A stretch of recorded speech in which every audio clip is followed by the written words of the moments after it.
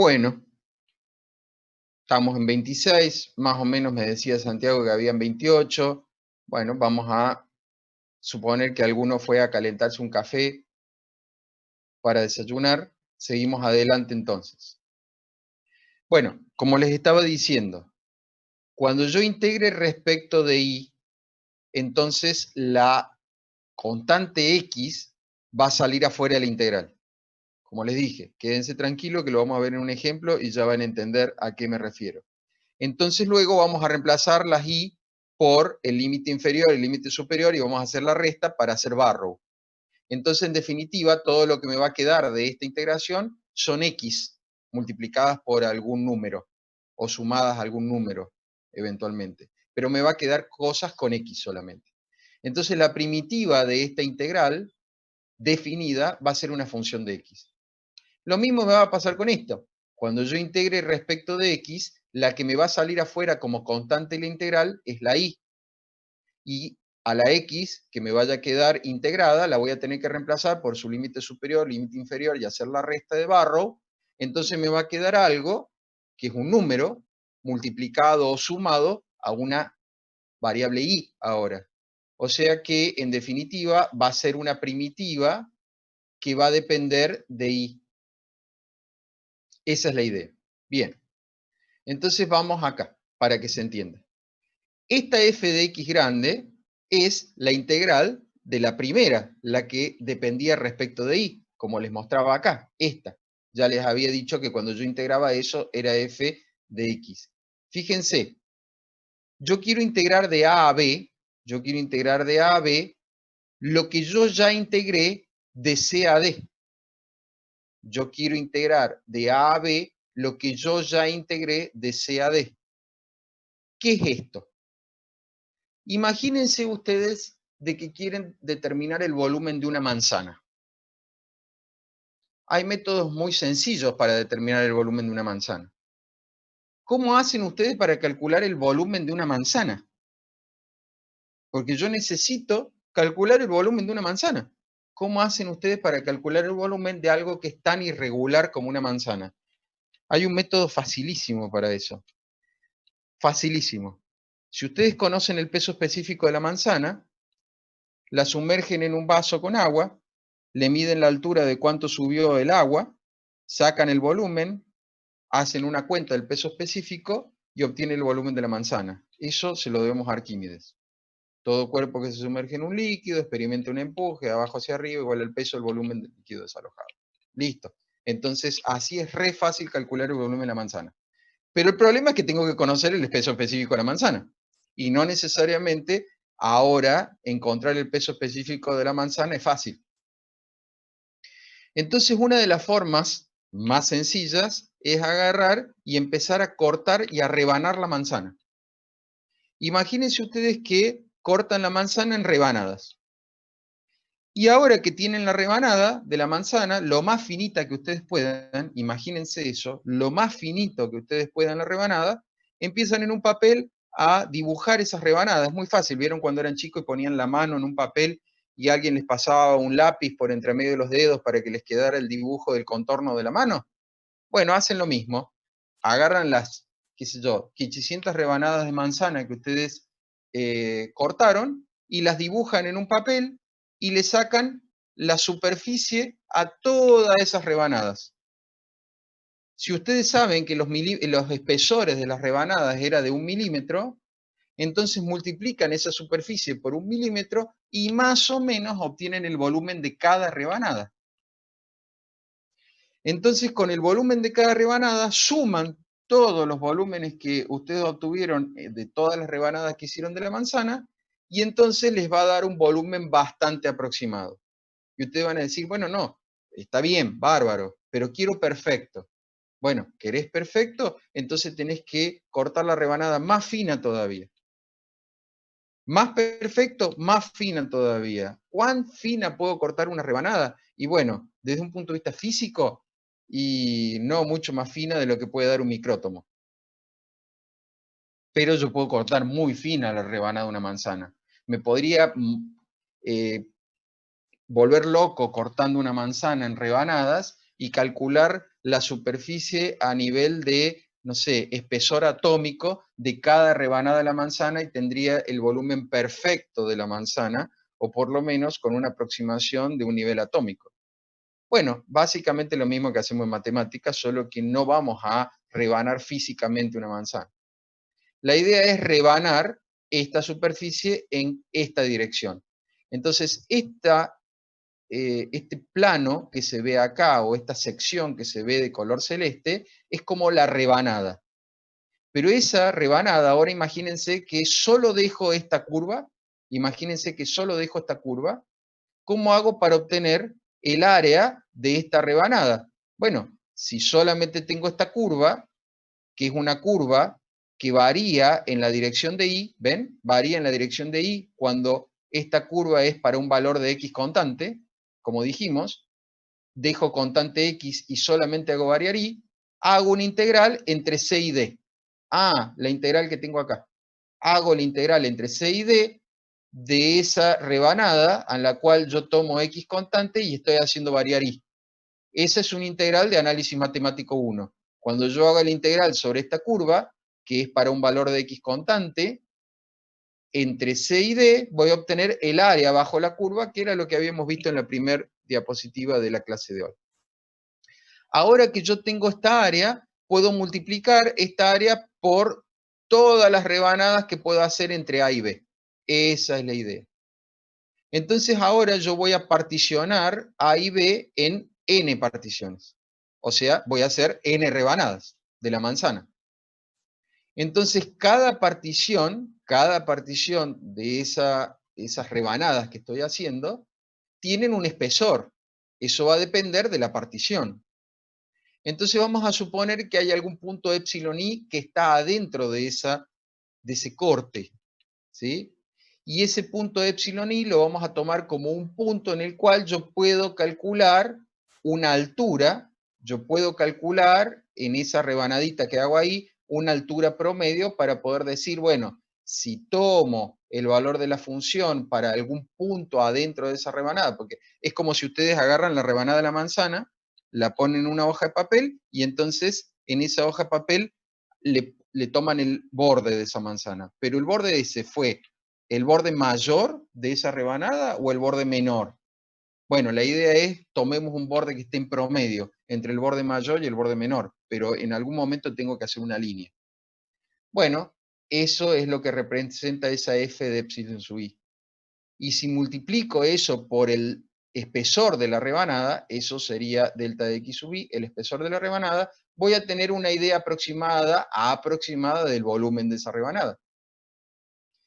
Si yo sumo todas las rebanadas, entonces voy a obtener una aproximación del volumen, como les decía, de la función o de la manzana. Haciendo tender, y el criterio es el mismo, ¿ven? Haciendo tender el máximo de esos espesores, el más grande, o sea, miro todas las rebanadas que tomé, agarro la más gruesa y hago tender eso a cero, quiere decir que todas las demás tendieron a cero también, porque lo que estoy haciendo es tender a infinito el corte de la manzana. Entonces, en el caso infinito, yo voy a tener infinitas rebanadas, que si las sumo a todas, me da la integral entre A y B. Y eso, finalmente, es el volumen de la función. O sea que, en definitiva, el concepto de la integración doble como dos integrales iteradas consiste en, a través de una integral simple, yo hago como una rebanada en una dirección, y a través de la otra integral es como que yo sumo todas las rebanadas que yo puedo hacer. Lo mismo pasa si yo hubiese optado por el segundo caso. Este no lo voy a explicar porque es exactamente lo mismo que el anterior y ustedes lo pueden ver. Si ahora yo rebano en este sentido, yo, fíjense que para obtener el área bajo esta curva, estoy tomando ahora y constante, y estoy tomando x variable. La que varía ahora es x. Esta curva la define x para un valor de y constante. Eso es haber cortado a esta función en el sentido de las y. Hago la integral bajo esta curva y eso me da la g de y. Claro, es lo mismo. Ahora particiono el intervalo CD, claro, en m partes. Ahí está. tomo algún valor entre medio de cada una de esas particiones como para sacar alguna altura promedio, lo multiplico por el espesor de esa rebanada, tengo un volumen promedio, ese volumen promedio lo sumo en todas las rebanadas que hice para obtener el volumen total, pero es aproximado, pero si tomo el límite para el máximo de esos espesores que tiende a cero, entonces obtengo la integral doble. Miren, en este ejemplo les va a quedar absolutamente claro. Supónganse que la función, la f de xy, es x más y. Simple. Y yo quiero hacer la integral de esta función f de xy en un rectángulo cuyo x está entre 2 y 3 y cuyo y está entre 1 y 2. Entonces, puedo optar por dos formas de hacer esta integral. La puedo hacer, como dije, integrando primero respecto de y o integrando primero respecto de x. Pero si integro primero respecto de y, fíjense que esta tiene este símbolo integral. Por lo tanto, acá tengo que poner los límites para y. Fíjense, de 1 a 2, de 1 a 2. Límite inferior, límite superior. Y la diferencial de x tiene este símbolo integral. Por lo tanto, después de hacer esta integral que tengo acá adentro, al resultado lo voy a integrar respecto de x. Entonces, x tiene que ir de 2 a 3. De 2 a 3. La integral de afuera es la que va de 2 a 3. Entonces voy a integrar primero acá adentro. La integral de afuera la dejo como está, de 2 a 3 diferencial de x, y la integral de acá adentro la voy a hacer pensando, como estoy integrando respecto de y, que x es constante. La integral de una suma, la suma de las integrales. Entonces va a ser la integral de x, diferencial de y, más la integral de y, diferencial de y. Pero la integral de x, diferencial de y, x es una constante que sale afuera de la integral. Entonces me va a quedar x por la integral del diferencial de y, que es y. Y eso es lo que me aparece acá. La x que salió afuera de la integral y el y que surgió de hacer directamente la integral del diferencial de y. Pero en el otro caso, cuando dije más la integral de y diferencial de y, ahora y la tengo que integrar, porque es mi variable. Y la integral de y es y cuadrado sobre 2. Claro, es lo que tengo acá. Una vez que yo hice la integral, voy a aplicar la regla de Barrow. Voy a sustituir acá y, no x, y por 2, y luego voy a sustituir acá a y por 1 y los voy a restar. Cuando sustituya a y por 2, me va a quedar 2x más 4 sobre 2, 2. Cuando sustituya a y por 1, me va a quedar x, con signo menos porque Barrow resta, y cuando sustituya acá a y por 1, me va a quedar un medio, con signo menos porque Barrow resta. Hago esta cuenta, y fíjense que me quedó una función de x, que era lo que yo les decía. Una vez que yo integré respecto de y, me quedó una función de x. ¿Y ahora qué tengo que hacer? Y integrar esto. La integral de x es x cuadrado sobre 2 y la integral de 3 medios es 3 medio x, valuado entre 2 y 3. Entonces reemplazo todo esto por 3 y reemplazo todo esto por 2 y resto los dos resultados. Y una vez que haga esa cuenta me va a dar 4. No voy a hacer tan paso a paso lo que está acá abajo, los invito después ustedes a verlo, pero si yo hago al revés, ahora integro primero respecto de x, entonces fíjense que la integral de adentro va de 2 a 3, de 2 a 3. Y la integral de afuera, que es la integral de y, va de 1 a 2, de 1 a 2. Es como que yo hubiese intercambiado estas dos integrales al mismo tiempo que intercambié estos dos diferenciales. Haciendo las cuentas, como dice allá arriba, me da también 4. O sea, me dan iguales. Siempre, siempre, siempre, siempre, siempre las integrales que se hagan en un sentido o en otro tienen que dar iguales. Claro, porque el volumen no puede cambiar. Es lo mismo cortar la manzana mirándola de frente que cortarla mirándola de costado. El volumen de la manzana no varía, sigue siendo el mismo. El tema es cómo yo decido hacer el corte. ¿Lo quiero hacer como cortando, poniendo el cuchillo de costado, o lo quiero hacer cortando mirando la manzana de frente? Eso es decisión totalmente mía. ¿Se entiende? Entonces, Este es el tipo de ejercicio, claro, por supuesto, esto es bastante sencillo. En el práctico van a tener a lo mejor funciones un poquito más complicadas, pero no mucho más que esto, porque si no, no se puede aplicar barro, es un lío, pero van a tener a lo mejor polinomios de tercer grado, de cuarto grado, o a lo mejor un seno, un coseno, pero son funciones que son fáciles de integrar y hay que hacer barro y volver a obtener un número.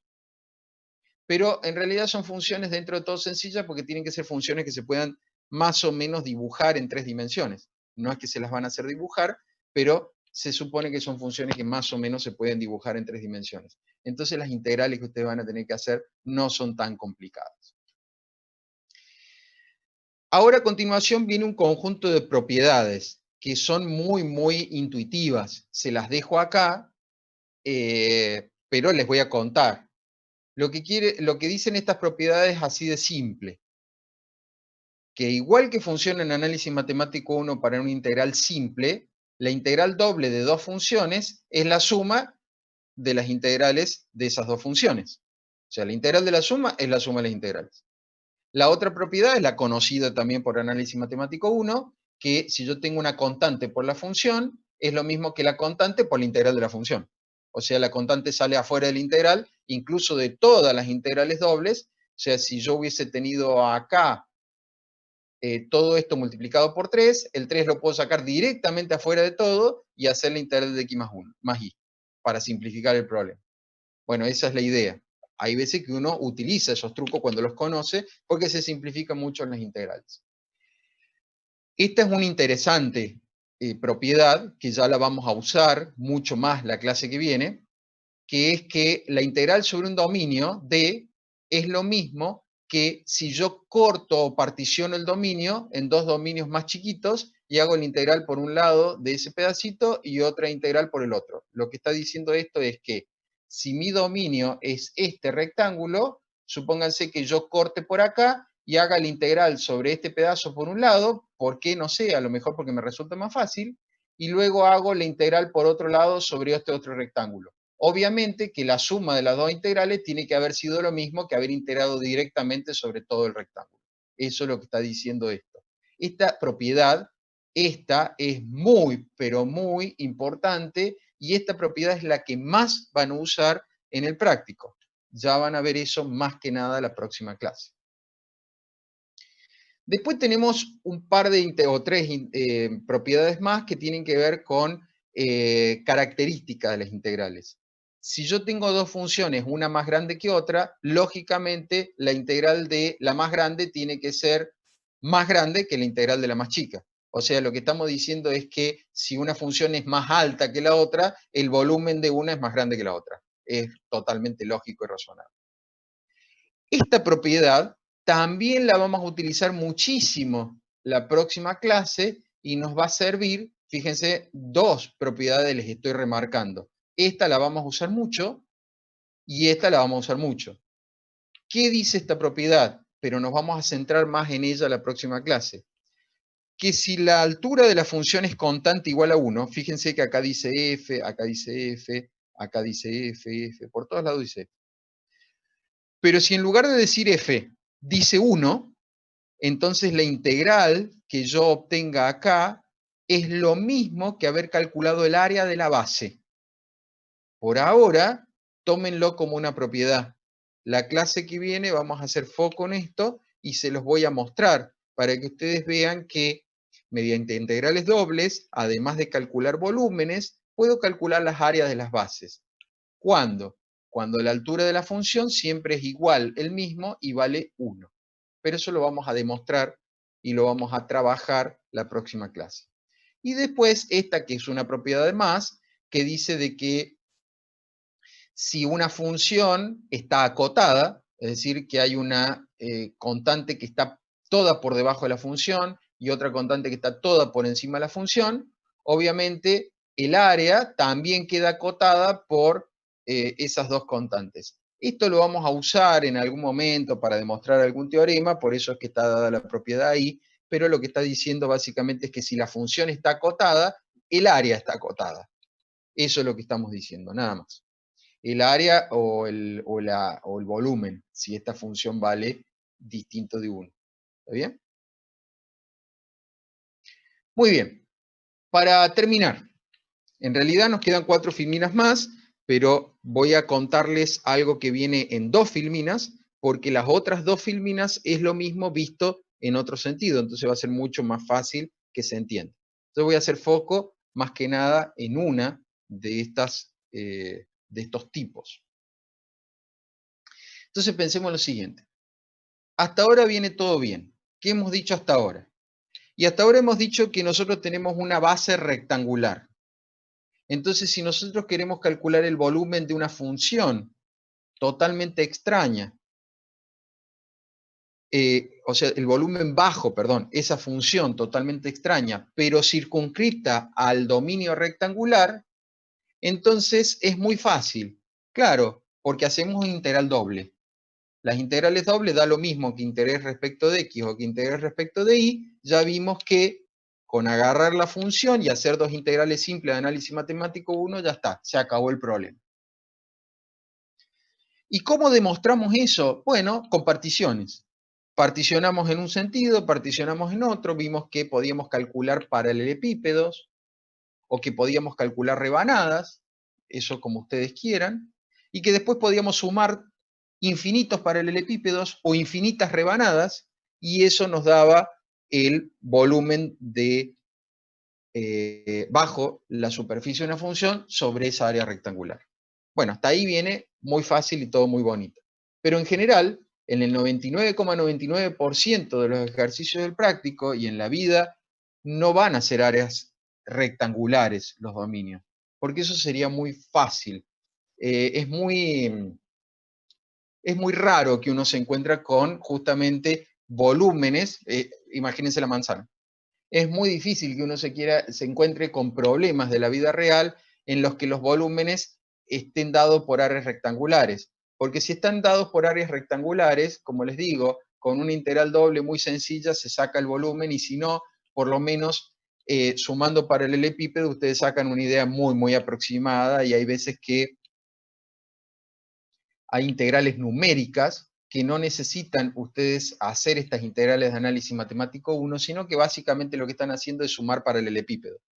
Entonces, en la vida real, digamos, si las áreas de integración son rectangulares, es más, yo particularmente, y eso que soy profesor de análisis matemático, no usaría un método analítico para resolverlo. Calcularía un montón de paralelepípedos chiquititos y lo sumo todo y ya está. ¿Y pero por qué va a hacer eso? Y porque es más fácil. Si ustedes me dan una carpa de un circo, por ejemplo, y ustedes me dicen, quiero saber cuál es el volumen que hay en este circo, porque necesito calcular el volumen de este circo para poder determinar el aire acondicionado que tengo que poner. Me llaman a mí como ingeniero. Entonces yo lo miro al circo y me doy cuenta que la carpa es rectangular o incluso circular. Entonces yo digo, bueno, a ver, voy a dividir el piso en rectángulos de, no sé, 10 centímetros por 10 centímetros y voy a calcular la altura de todos esos rectángulos, o voy a dividir rectángulos de 1 metro por 1 metro, y voy a calcular la altura de todos esos paralelepípedos, los voy a sumar y te voy a decir, mira, más o menos el volumen es tanto. ¿Para qué quiere una persona que va a instalar un aire acondicionado conocer el volumen exacto de la carpa de circo? En general, en la vida práctica se requieren cosas bastante aproximadas. Entonces, a pesar, yo en lugar de sacar la función que forma la carpa del circo y entonces hacer un integral sobre una superficie circular o una superficie... No, ¿para qué hacer todo eso? A menos que, claro, lo que quieran poner ahí sea algo, no sé, muy específico, que requiera de una precisión absoluta. Bueno, entonces sí hago todo ese lío. Pero si lo que quiere instalar en la persona es un aire acondicionado y me llaman a mí porque no saben cómo hacer para calcular el volumen de la carpa del circo, miro un poco, tomo medidas cada 1 metro, miro las alturas cada 1 metro para sacar una altura promedio y le digo el volumen es tanto. ¿Para qué quiere saber más? Si la idea, si yo le digo el volumen es tanto y puedo haber cometido un error de, no sé, 10 metros cúbicos en 200.000, no sé cuántos metros cúbicos tendrá una carpa de circo, pero en 200.000 metros cúbicos puedo haber cometido un error de 10 o 100 metros cúbicos. Bueno, está bien. Si la idea yo quería saber si era 200.000 o 300.000. Eso es todo. Entonces, no obstante, como la mayoría de los dominios van a ser no rectangulares, como este que vemos acá, supónganse que yo tengo un dominio que justamente tiene esta forma, ahora este dominio claramente no es rectangular, entonces yo puedo agarrar y recortar, y fíjense que yo recorto así, bien cuadradito, por dos puntos x sub 1 y x sub 2, que estos eran mis a y b. Entonces yo recorto por ahí. ¿Está bien? Entonces yo quiero ver el volumen sobre esta región de integración bajo la función. ¿Se entiende? O sea que mi función, que tiene una forma de la sábana, como les dije, ahora quiero ver el volumen, pero sobre este dibujito que ya no es rectangular. Quiero ver el volumen que hay acá abajo. ¿Se entiende? Entonces, lo que yo voy a hacer es definir, y eso sí lo puedo hacer, esta función y esta función. ¿Eso lo puedo hacer? Sí, lo puedo hacer con lo que yo sé de análisis matemático 1. Yo puedo decir que este borde, que no es perfecto, viene dado por una función y igual a phi sub 1. Y este borde, que tampoco es perfecto, viene dado por una función phi sub 2. Eso se puede hacer, se puede encontrar el valor de esa función de una forma muy sencilla. Muy fácil de hacer eso. Probablemente el año que viene conmigo en análisis numérico lo vayamos a hacer. Es muy fácil encontrar estas funciones cuando ustedes conocen algunos puntos. Entonces, ustedes van a definir una nueva función g. Esa función g va a tener la particularidad de ser la f de x que yo quiero averiguar cuando el punto esté acá adentro. Pero si el punto está acá afuera, ¿sí? Afuera de la región de integración, entonces la altura de esa función va a valer 0. En definitiva, lo que yo quiero decir es, si yo tomo un punto por acá o por acá, la altura de ese punto es 0. O sea, eso no aporta nada en el volumen. Pero si yo tomo un punto por acá, la altura de esos puntos van a depender de la función. Entonces ahí voy a sacar algún volumen. Esa es la idea. La función g es una función que está definida en un área rectangular, porque yo hasta ahora sé calcular volúmenes rectangulares. Entonces la función g está definida en un área rectangular, tal que vale 0 para cualquier punto que esté fuera del dominio que me interesa y vale lo que vale la función para algún punto que esté dentro del dominio que a mí me interesa. Y ese dominio está acotado por x sub 1, x sub 2 en esta dirección y por la función phi sub 1 y la función phi sub 2 en esta dirección. Entonces, ¿cómo hago? Bueno, yo sé, por lo que vimos antes, que la integral de la función que yo quiero calcular, acá, perdón, esto otra vez. Acá tengo un pequeño error que ya lo voy a modificar. Lo modifico en esta filmina y después lo voy a tener que modificar en la filmina del fondo. Me acabo de dar cuenta.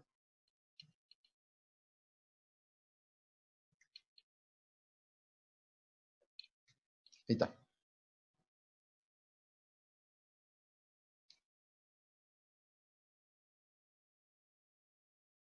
Ah, modifiqué justamente. ¿Qué es esto? Modifiqué la filmina del fondo. Oh, qué pavo. Perdón. Ya terminamos. Si se vuelve a cortar, me dan 5 minutitos si es que me quedó algo por decir. Y como siempre, me quedo para responder cualquier consulta. Ahora sí. Fíjense que volvemos otra vez acá. Yo lo que quiero es calcular la integral de la función, que eso es lo que estamos diciendo. Entonces, volvemos acá. Quiero calcular la integral de la función. Pero la integral de la función, lo que estoy diciendo es que es igual a la integral de la g. ¿Por qué? Porque la g vale 0 en cualquier lugar donde la función no existe y vale lo que vale la función en donde existe el dominio que quiero calcular. Entonces, integrar o encontrar la integral de esta función va a ser lo mismo que encontrar la integral de la función g. Entonces vamos a plantear la integral doble. La integral doble habíamos visto que era, ¿se acuerdan? Si nosotros queríamos hacer dx de y, entonces, o queríamos hacer una integral doble, fíjense, acá estamos diciendo que la integral, voy a hacer primero la integral desde I1 a I2, es lo que estamos diciendo acá. Acá también, perdón, pero para que quede más claro, debería decir así. En realidad es lo mismo, porque es el orden de los factores no altera el producto. Pero después se los voy a dejar bien con esto.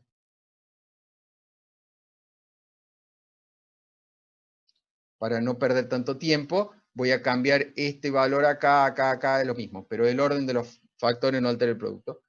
Si yo quiero hacer la integral primero respecto de y, entonces voy a ir desde I1 a I2. Y si quiero hacer la integral respecto de x, voy a ir de x1 a x2. Eso es lo que hemos visto. Voy a ir de I1 a I2 y de x1 a x2. Eso es lo que voy a hacer acá. Pero veamos qué es ir de I1 a I2 de la g. No, g no vale siempre 0. G vale 0 acá, en la parte blanca.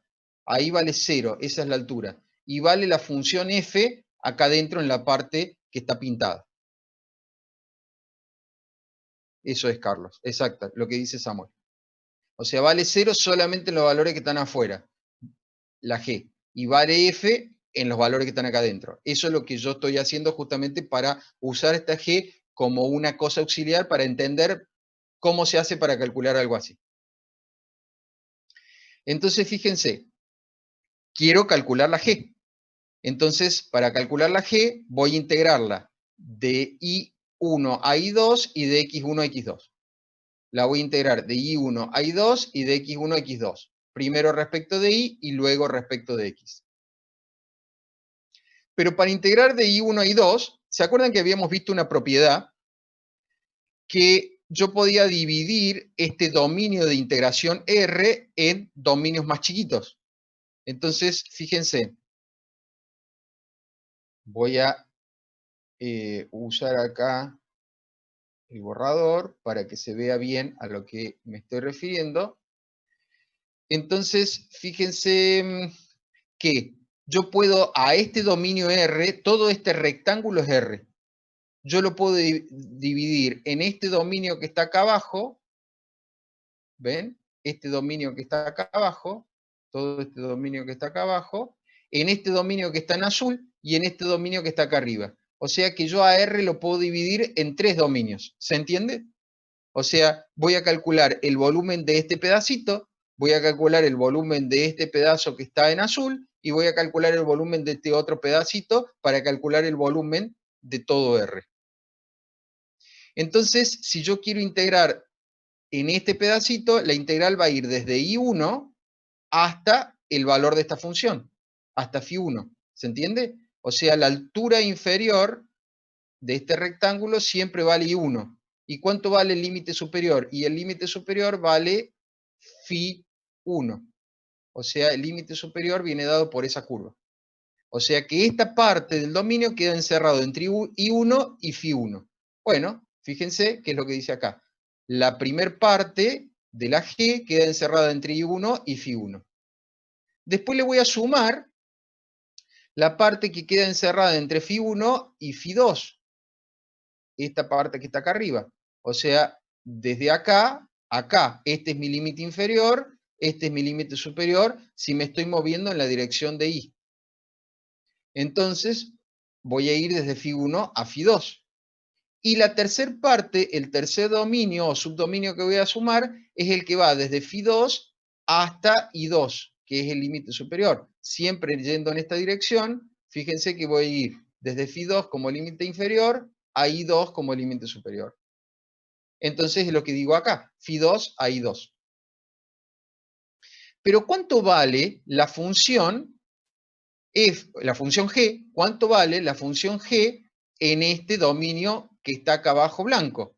La función g vale 0. ¿Y cuánto vale la integral de 0? La integral de 0 definida vale 0. La integral definida de 0 vale 0.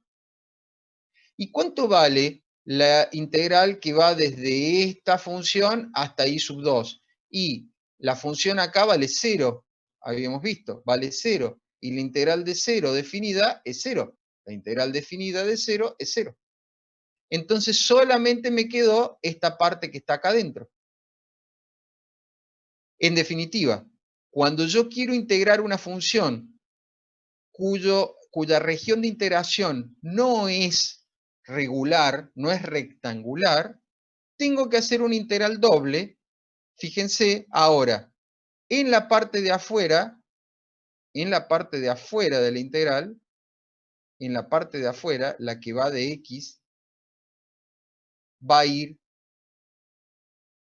oh, por Dios, desde x1 a x2, y en la parte de adentro, la que estoy integrando respecto de y, va a ir desde phi1 a phi2.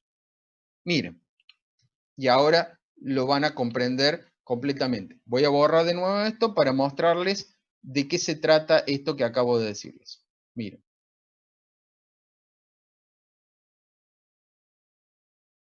Pensemos lo siguiente. Supónganse que ustedes tuvieran que pintar esta parte, que esto fuese una pared, ¿sí? Esto es una pared y ustedes, su misión es pintar esta parte que está en celeste. Yo la quiero ahora roja, no la quiero más celeste, pero solamente quiero que ustedes pinten entre estas dos líneas. No quiero que me pinten toda la pared. Yo quiero que solamente me pinte la parte celeste en color rojo. Y es una pared larga. ¿Qué harían ustedes en la vida real? Y yo les doy un rodillo.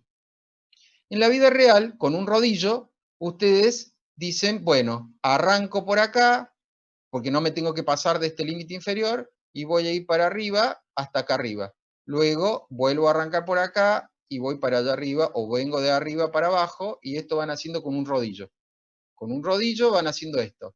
¿Y ahora qué hacen? Y mueven la escalera en aquella dirección. Se bajan de la escalera, mueven la escalera y vuelven a pintar. Y siguen pintando, y siguen pintando, y siguen pintando, y siguen pintando. O sea, en definitiva, en la dirección de I, ustedes tienen como límite inferior la función phi sub 1 y como límite superior la función phi sub 2. No se pueden no se pueden escapar de esas líneas. Pero la escalera la tienen que mover en la dirección de X desde este punto de inicio X1 a este punto final X2. Si ustedes hacen eso, pintando siempre así y moviendo la escalera de X1 a X2, van a haber terminado de pintar todo esto. O sea que, para integrar es exactamente lo mismo. Yo quiero integrar la función en el área que está marcada, en el área que a mí me demarcaron. Entonces voy a integrar la función en la dirección de y como límite inferior phi sub 1 y como límite superior phi sub 2. Y en la dirección de x como límite inferior x sub 1 como límite superior x sub 2. Se corta en cualquier momento, necesito que nos conectemos, les juro, son 5 minutos y los dejo libre, pero quiero que quede bien claro esto porque después la clase que viene voy a arrancar de estos conceptos. Entonces les voy a dar un par de cosas, les voy a decir un par de cosas en 5 minutos para que quede absolutamente claro y arranquemos de esto la clase que viene.